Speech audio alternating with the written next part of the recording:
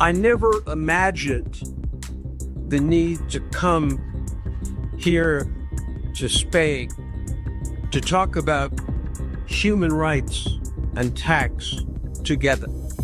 We've gone up against governments many, many times. This is the first time I've ever had a government agency brief the press before we spoke, before we issued a white paper. And I think the Spanish government and Hacienda have to take a serious look at what they're doing to democracy in Spain. As I looked at the way in which the law is being operated, it became clear this was not simply a technical assignment. There were some things that were fundamentally wrong about the way in which the Spanish tax authority works.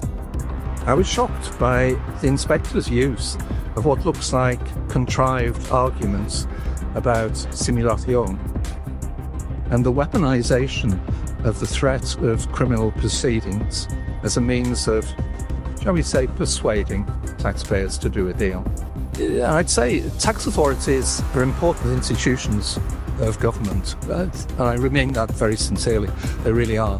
And when the trust and confidence of citizens and investors reaches a tipping point and you start to see fear of the tax authority, you cease to see it as a kind of collaborator, governments tend to begin to have big problems.